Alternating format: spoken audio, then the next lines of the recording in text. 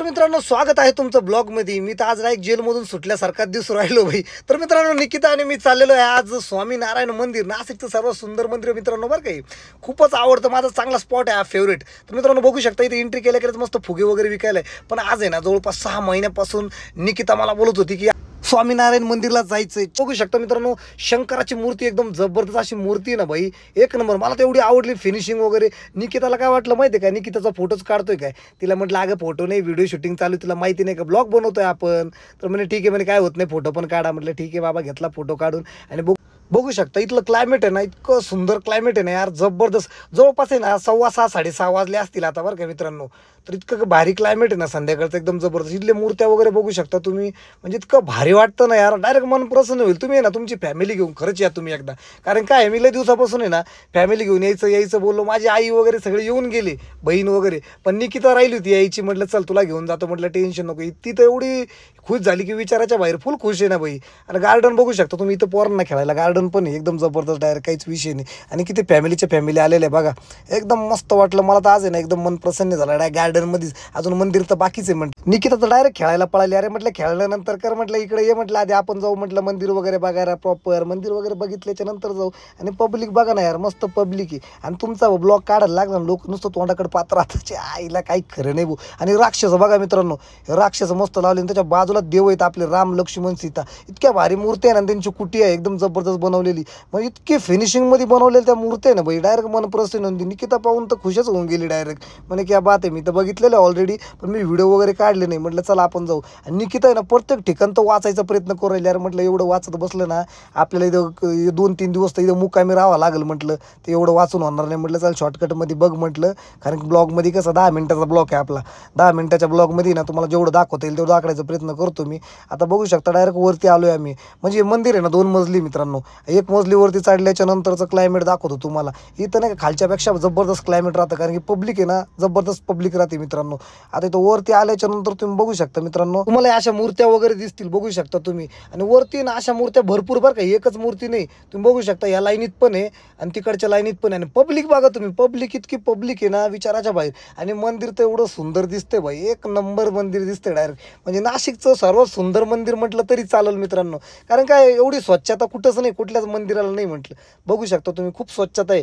आणि हे पहिलं मंदिर असेल नाशिकचं, एवढं टाकाटक एकदम जबरदस्त, कारण की डायरेक्ट व्हिडिओ शूटिंग काढायसारखं, डायरेक्ट पिक्चरची शूटिंग काढायसारखं मंदिर आहे। आता बाकीच्या मंदिरपाशी ना आजूबाजूला एवढी घाण करून ठेवले लोकांनी की विचारायच्या बाहेर, पण हे मंदिर म्हणजे मंदिर आहे भाई, एक नंबर डायरेक्ट। म्हणजे तुम्ही जर 4-5 वाजता जरी आले ना, 5 वाजता मंदिर संध्याकाळी खुलतं, पण इतकं जबरदस्त क्लायमेट भेटेल ना तुम्हाला तिथं, एकदम मजा करायला भेटेल, एकदम मस्त, काहीच विषय नाही भावांनो। मंदिर बघा डायरेक्ट असं वाटतं ना पिक्चर मधल्यासारखंच मंदिर वाटतं भाई। आणि माझ्या घरापासून काही नाही 3-4 किलोमीटरवरती असताना सुद्धा मी येत नाही जास्त मित्रांनो, एकदाच आलेलो आहे।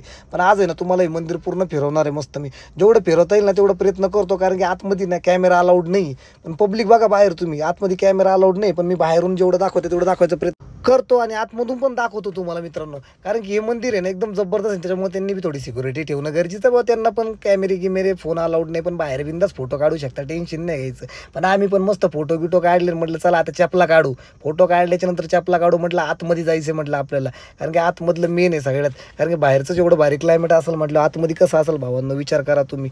मग काय, मग आम्ही दोघं पण वरती गेलो, निकिता आणि मी पण। वरतं बी क्लायमेट इतकं भारी वाटत होतं ना यार, मन असं एकदम खुश झालं आज माझं।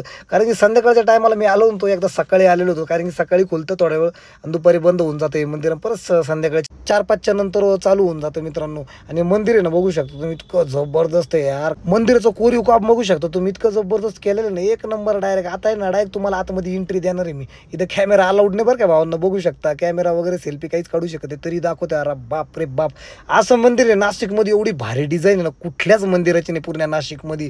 आता त्र्यंबकेश्वरचं मंदिर बी इतकं फेमस आहे, ज्योतिर्लिंग असताना सुद्धा एवढी स्वच्छता खरंच तिथं पण नाही आहे। एवढी स्वच्छता प्रत्येक मंदिरामध्ये पाहिजे, तुमचं प्रसन्न होऊन जाईल मित्रांनो। असं मंदिर आहे, इथं कॅमेरा अलाउड नसताना पण तुमचा भाऊ मस्त व्हिडिओ शूटिंग काढतोय, टेन्शन नाही, एकदम चुपचुप बरं काय, काहीच विषय नाही। इथं ओरडायला लागले ना गपचूप खिशात घालून घ्यायचं, ते ओरडतात।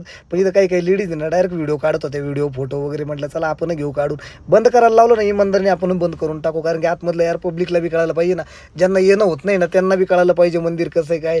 निकिताने बी दर्शन घेतलं आणि मी पण दर्शन घेतलं। आणि बघू शकता हे इथले गुरुजी आहे ना काहीतरी पूजा वगैरे करताय वाटतं, बघू शकता तुम्ही मित्रांनो. आणि मंदिर इतकं सुंदर आणि इथले ना बारीक बारीक साहित्यावरती आहे ना तर गुजराती भाषेमध्ये लिहिलेलं आहे मित्रांनो. पण ते आपल्याला नेमकी गुजराती भाषाच वाचता येत नाही, काहीतरी गुजराती वगैरे काहीतरी अशी भाषा आहे मित्रांनो.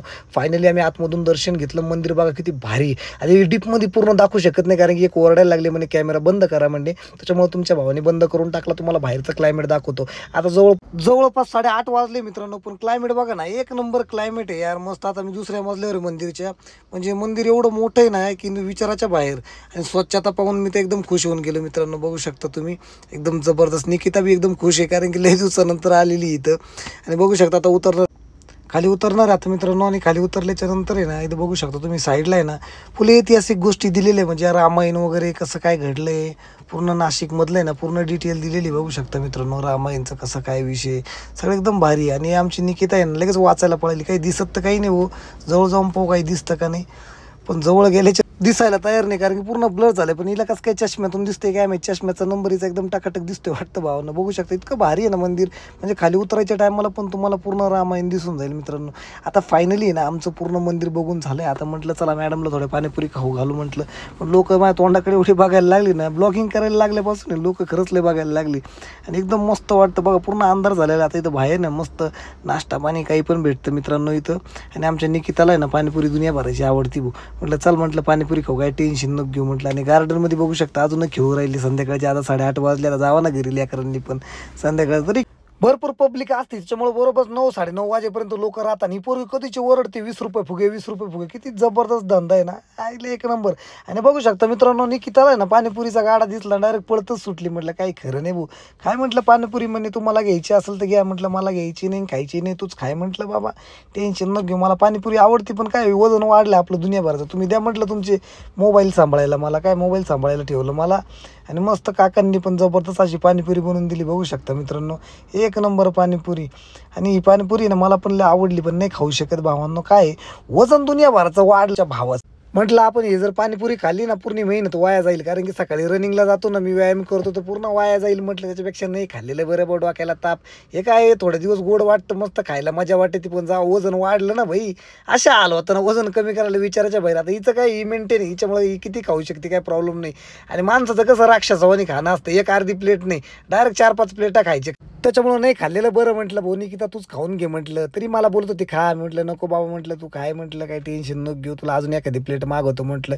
ते हसू राहिली व्हिडिओ काढताना. म्हटलं काय हसू नको म्हटलं, गपचिप खाऊन घे म्हटलं, टेन्शन घेऊ नको म्हटलं, वाटलं तर एखादी सेल्फी घेतो तुझ्यासोबत. मग तर जास्त म्हणे एक तरी खा म्हणे बरं का. मी म्हटलं नको अजिबात नाही म्हटलं, अजिबात नाही. काय वजन वाढून गेलं ना गोंधळ व्हायचं आपल्या. आणि ते झाल्याच्या नंतर बाई आली ना बाई पाणीपुरी खाऊन झाल्याच्या नंतर आता इथं खरेदीला आलेली. आता किती वेळ खरेदी कराल तुम्हीच बघा मित्रांनो. हाय लेडीज काय डेंजर असताना भाई घेत काही नाही बरं का. आता तुम्हाला सांगतो लास्टला बघा तुम्ही घेणार काहीच नाही बरं का, एकदम कमी घेईल. पण नाही का अख्खं दुकान त्याचं चालत बसल, पूर्ण दुकान बघत बसल, कानातले द्या हातातले द्या पायातले द्या, काही खरं नाही भाऊ. पोरींचं काम इतकं डेंजर असतं ना, पोर आहे ना 5 मिनिटामध्ये कुठले बी काही असो, कपडे असो दुसरं काही बी त्यांचं स्टेशनरी काय घ्यायचं असेल ना लयतलं 5 मिनिटं मुलांना लय झाली. पण पोरी आहे ना इतकं डेंजर असतं ना, सारा गाव पाहतील आणि घेतील एकच वस्तू मित्रांनो. बघू शकता कधीचं बरं का, जवळपास नाही का तिने मला 25 मिनटं इथं थांबवलं. 25 मिनटापासून मी इथं थांबलेलो होतो मित्रांनो. आणि काय बघू राहिली काय माहिती, फायनली काहीतरी घेतलं वाटतं असं वाटू राहिलं मला. खरं तर लग्न झाल्याच्या नंतरच कळतं बाबा बायकांचं काय राहतं, रिकामं घ्यायचं डोक्याला ताप राहतो. घेता काय नाही थोड्या वस्तू घेताना परेशान इतक्या करताना भाई डोक्याच्या बाहेर डायरेक्ट. आता कधीचं काय घेऊ राहिली बारीक बारीक वस्तू, कानातले बघ हे बघ ते बघ, अरे काय भो पूर्ण जाम करून टाकलं भो. आणि फायनली काहीतरी घेतल्यासारखं वाटलं मला. म्हटलं बघू दे म्हटलं काय घेतलंय, पण हे घेतलंय म्हणजे नाही दाखवायचं. मी बळच म्हटलं इकडं दे म्हटलं मला बघू दे. मग दाखवलं बघू शकता तुम्ही, हेच ते घेतलंय बाईनी कानातलं. आता हे कानातले ना 40 रुपयाचे कानातले घ्यायला कंप्लीट 40 मिनटं लावले भावांनो. 40 रुपयाचं वस्तू घ्यायला, अरे बापरे काय खरं नाही रे बाबा. या पोरी इतक्या डेंजर असताना भाई डोक्याचं खोबरं करून टाकतात. 40 रुपयामुळे इतकं परेशान केलं. फायनली आम्ही 2 व्हीलर जवळ मित्रांनो, आणि शेखर पॉवरची गाडी बरं का. मी म्हटलं 4 व्हीलरमध्ये जाऊ तर नाही म्हणे आपल्याला 2 व्हीलर मजा येते. हे कठीण काम आहे. काही पोरींना 4 व्हीलरमध्ये फिरू वाटतं ना, आमच्या निकिताला 2 व्हीलर होती. कठीण काम आहे यार. मला घरी 4 व्हीलर लावून दुसऱ्याची 2 व्हीलर घेऊन यावं लागलं, कारण की माझ्याकडे 2 व्हीलर नाही भावांनो. डायरेक्ट 4 व्हीलरमध्येच फिरत बसतो मी रिकामट्याकडे. भेटू आता नेक्स्ट ब्लॉगमध्ये. तोपर्यंत लाईक करा आणि आपलं चॅनल सबस्क्राईब करा मित्रांनो. काही चुकलं तर माफ करा. धन्यवाद. भेटू आता.